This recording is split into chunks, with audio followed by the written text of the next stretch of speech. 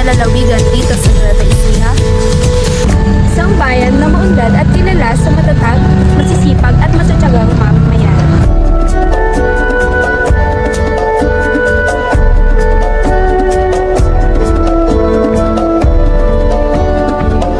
Ang Llanera ay pinangalan kay General Mariano Llanera, isa sa mga magigiting bayani ng himagsikang Pilipino. Opisyal itong naging munisipalidad noong May 11, 1955 sa pamamagitan ng Republic Act 1221. Kilala ang Nueva Ecija bilang Rice Granary of the Philippines. Isa sa mga dahilan nito ay ang bayan ng Llanera.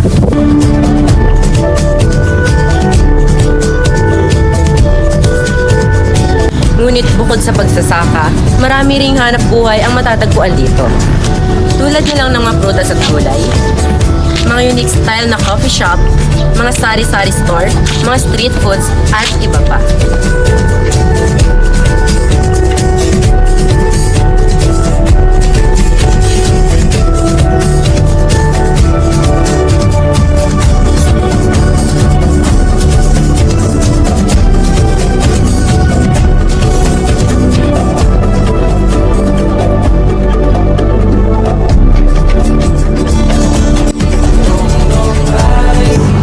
Bilang pagkilala sa kasaysayan ni General Mariano Llanera ay pagpapakita ng tradisyon at kultura sa pagtatanim. Ang bayan ng Llanera ay nagsasagawa ng banwara at arami.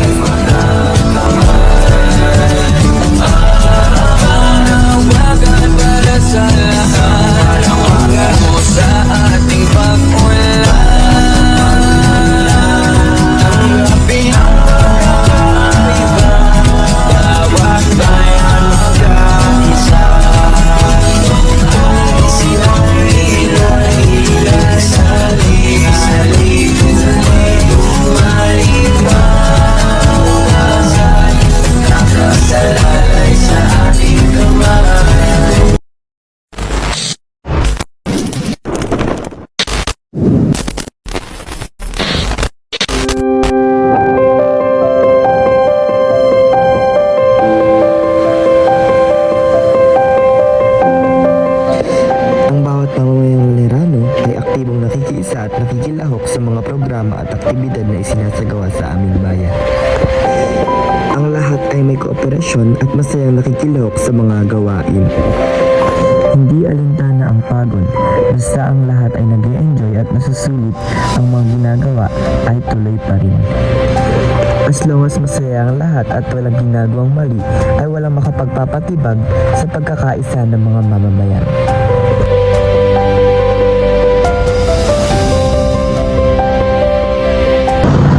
Masasabi namin na umuna lang ang bayan dahil kung ikukumpara ito sa noon at ngayon ay malaki talaga ang pinagbago. Isa sa mga naging dahilan ng pag-unlad ng aming bayan ay ang magandang pamumuno ng aming mga leader. Andyan ang aming mayor, vice mayor, mga councilors nito, mga barangay captain ng mga bawat barangay at mga SK officials.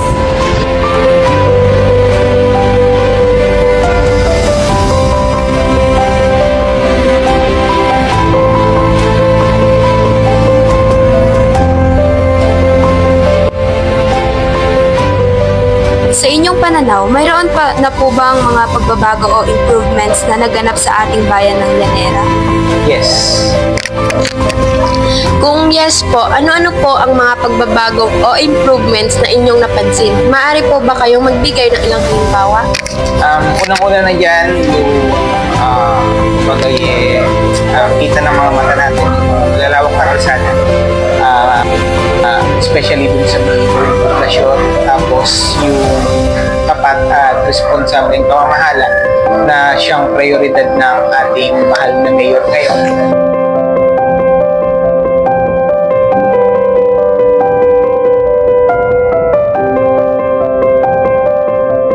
Dati kasi nung una kaming naupo, ang Llanera kung tawagin fourth class municipality. Kumbaga parang sa elementary ganun, grade, diba? Grade 1, grade 2, grade 3. So, yung Llanera ng fourth class municipality.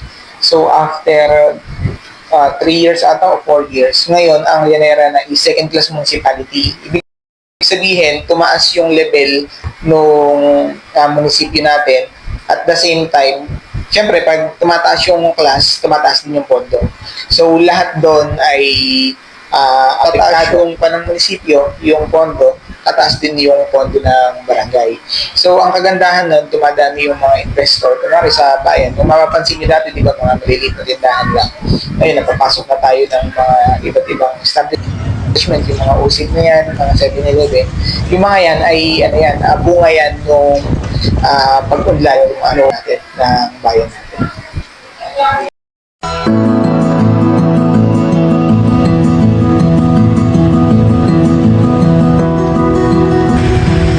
Isa pa sa mga naging dahilan ng pag-unlad ng aming bayan ay dahil sa mga hanap buhay dito.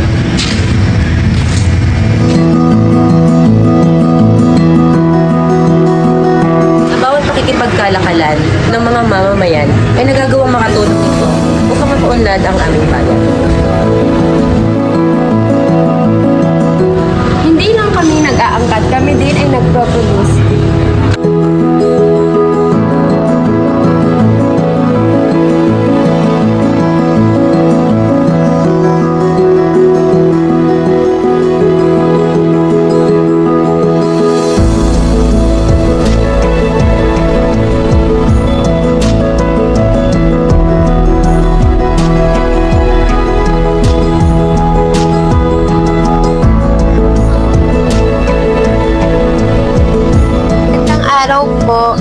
Kamusta naman po yung kita nyo sa pagtitinda ng gulay? Sumasapat po ba ito sa pang-araw-araw nyo na gastusin? Survival naman eh. Kasi kahit paano, yung pang araw-araw hindi pang problema kasi nagpapa-araw din ako ng mga araw. Kumpara sa akin, bilang isang nagtitinda ng gulay, malaking tulong sa pang-araw-araw na expenses namin sa hindi maka-expense. Naging malaking tulong po ba sa inyong pamumuhay ang pagtitinda? Ano naman po sa tingin nyo ang naitutulong yung mga nagtitinda dito para sa ikaunlad ng bayan natin? Ang itutulong namin sa ikaw-unlad ng bayan natin yung mga pangangailangan ng tao sa araw-araw sa aming paghahanap buhay. Yun ang malaki na itulong sa ating pagtitinda.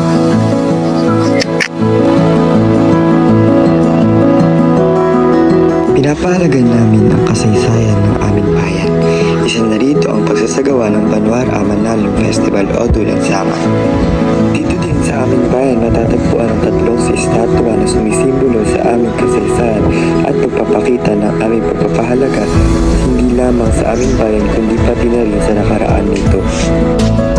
Napahalagan din namin ng mga tanawin dito. Kami rin ay mayroong vulkan ngunit walang dapat ipag-alala dahil ito ay hindi na aktibo ngunit maganda at masarap pa rin sa paningin.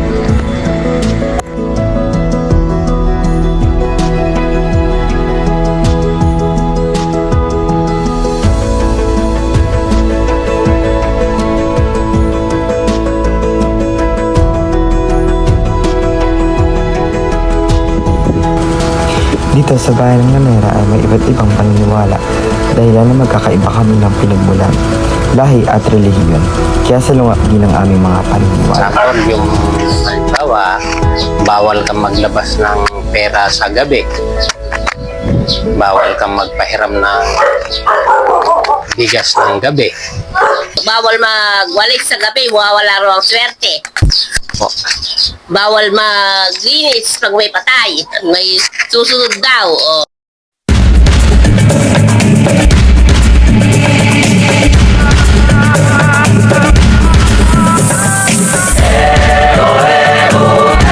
Higit pa sa kasaganahan ng agrikultura, kilala rin ang Lanera sa pagkakaisa ng mga mamamayan. Dito, ang tunay na lakas ay makikita sa pagtutulungan, bayanihan at walang sawang pagsisikap ng bawat isa. Ang tapang ng mga taga-Lanera ay hindi lamang nasusukat sa salita, kundi sa kanilang araw-araw na paggawa para sa pamilya at sa kanilang bayan. Sa paglipas ng panahon ay nananatiling buhay ang kasaysayan, kultura at tradisyon ng Lanera. Isang bayan na maipagmamalaki ng mga bawat Lanerano at patuloy na magbibigay ng inspirasyon sa mga susunod na henerasyon.